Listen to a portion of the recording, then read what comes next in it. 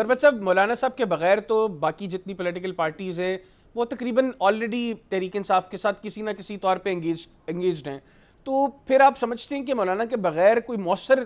انداز میں آپ لوگ حکومت کو پریشرائز کرنے کے حوالے سے تحریک انصاف کوئی موومنٹ کیری کر سکتی ہے،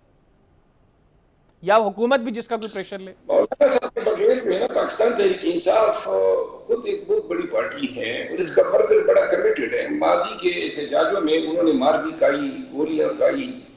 اور اس کے باوجود ڈٹا رہا اور بار بار خان کے کال پہ یا پارٹی کے کال پہ وہ نکلا۔ لیکن ورکر کو نکالنے کے لیے صرف اتنا ہی کافی نہیں ہے کہ 50-60 ہزار ورکر جو ہیں وہ آپ نکال پاتے ہیں۔ ورکر اب 26 نومبر کے بعد اس کو نکالنے کے لیے خاصی محنت کرنی ہوگی، ذہنی طور پر ورکر کو تیار کرنا ہوگا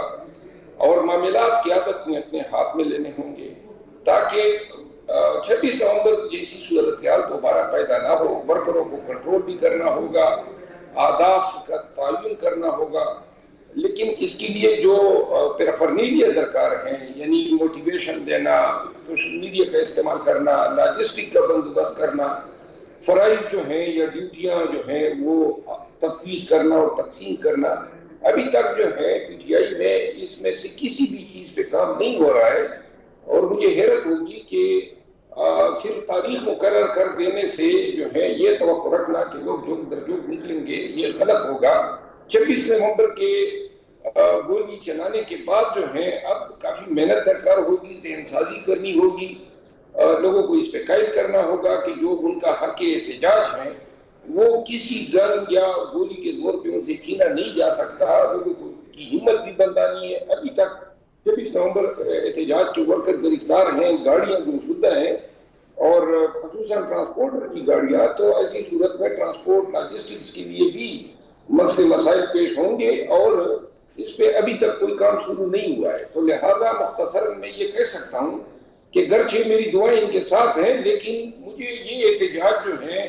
عید کے فوراً بعد ہوتا نظر نہیں آ رہا ہے۔ تو مروت صاحب، مطلب تحریک انصاف کے اندر اس وقت ایز آف ناؤ ان لوگوں کی بہت کمی ہے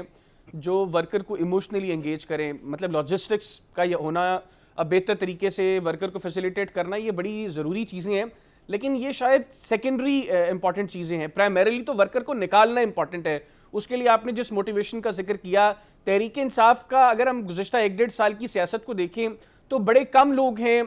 جو یہ کیپیسٹی رکھتے ہیں کہ ورکر کو ایموشنلی انگیج کر کے اپنی کسی بھی کاز کے لیے وہ سٹریٹ پر لا سکیں۔ آپ کا شمار عمران خان صاحب کے بعد تحریک انصاف کے اندر ان لوگوں میں ہوتا ہے جو ورکر کو نکالنے میں کامیاب رہے ہیں، ہم نے ماضی میں دیکھا ہے اس کو، لیکن آپ کو لے کر بھی پارٹی کے اندر مطلب گم گم کی کیفیت ہے۔ آپ سمجھتے ہیں کہ آپ پارٹی کے اندر نہیں ہیں، کچھ لوگ کہتے ہیں کہ مروت صاحب تو ابھی بھی پارٹی کا حصہ ہیں۔ آپ کے بغیر آپ سمجھتے ہیں کوئی ہے ایسا بندہ جو پل کرے کراؤڈ کو، پبلک کو موٹیویٹ کرے، انگیج کرے اپنے ساتھ اور لے کر نکلنے کے جو ہے وہ اہل ہو؟ مجھے خان صاحب نے خود کہا تھا کہ 11 اپریل کے بعد پاکستان تحریک انصاف کے وہ لوگ جو مجھ سے بلا وجہ خار قائل ہوئے تھے، خان صاحب کا کہنا تھا کہ وہ یہ سمجھتے ہیں کہ جتنے بھی عوامی احتجاج جلسے جلوس ہوتے ہیں ان میں کریڈٹ لے جاتا ہوں اور ان کو کریڈٹ نہیں ملتا ہے۔ تو یوں مجھے احساس ہوا کہ 11 اپریل 2024 کے بعد مجھے قصداً اس عوامی احتجاج کی ذمہ داریوں سے آہستہ آہستہ فارغ کیا گیا۔ شاید ان لوگوں کا خیال تھا کہ مجھے جو شہرت ملی ہے یا جو عوام میں قبولیت ملی ہے اس کے پیچھے یہی جلسے جلوس اور احتجاج تھے، اور اس طرح جو ہے وہ اپنی نظر میں میری عوام کے ساتھ جو رابطے روابط تھے یا جو میرا کردار تھا اس کو کم کرنا چاہتے تھے۔ اور یہ اب علی امین خان نے کسی حد تک اس جگہ یا خلا کو پر کیا، لیکن وہ بھی اب اسی طرح ستم ظریفی کا شکار ہے۔ میرے خیال میں قیادت کو کوشش ضرور کرنی چاہیے، لیکن مجھے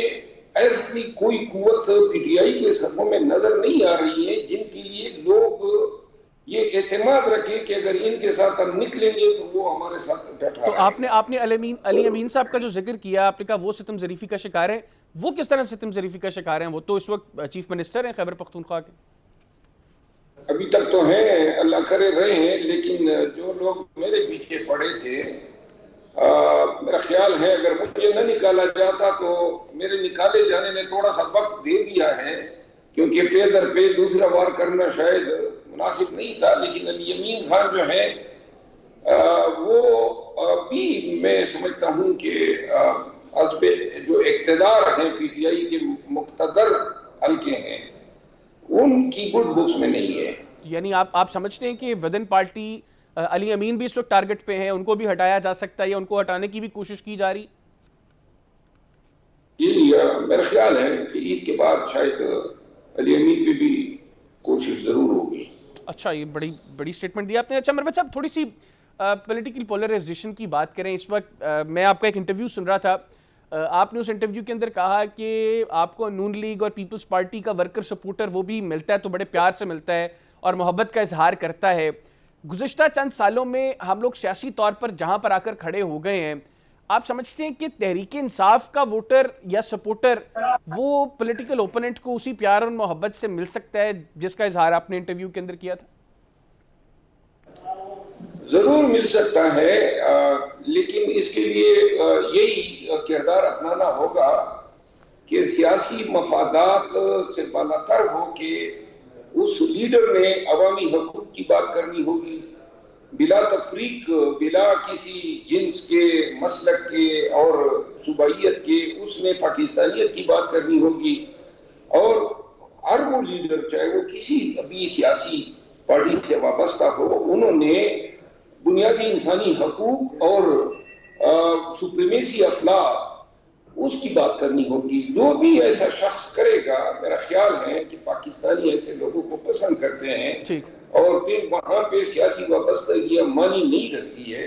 اور پی ٹی آئی میں، پیپل پارٹی میں آپ کو یاد ہوگا جو سابقہ چیئرمین سینٹ تھے، ان کے ساتھ بہت سارے لوگوں کی جو ہے بڑی اچھی ایک ان کے ساتھ ایفیلیشن تھی. رضا ربانی صاحب، کیونکہ ہمیشہ انہوں نے قانون کی بالادستی کی بات کی تھی. اعتدال احسن صاحب جو ہیں اس کی بڑی قدر و منزلت ہے پاکستان تحریک انصاف کی ورکر کی نظروں میں. اسی طرح ہر وہ لیڈر جو ہے جو انسانی حقوق کی بات کرتا ہو، حتیٰ کہ جمعیت علماء اسلام کے جو لیڈر ہیں، وکیل جو پہلے سپریم کورٹ بار کے صدر کامران مرتضیٰ صاحب، بلوچستان سے، کامران مرتضیٰ صاحب کی بڑی عزت ہے، تو لہٰذا لوگ ایسے لوگوں کی عزت کرتے ہیں. ٹھیک ہو گیا. اسی طرح ہر وہ لیڈر جو ہے جو انسانی حقوق کی بات کرتا ہو، حتیٰ کہ جمعیت علماء اسلام کے جو لیڈر ہیں، وکیل جو پہلے سپریم کورٹ بار کے صدر کامران مرتضیٰ صاحب، بلوچستان سے، کامران مرتضیٰ صاحب کی بڑی عزت ہے، تو لہٰذا لوگ ایسے لوگوں کی عزت کرتے ہیں. ٹھیک ہو گیا.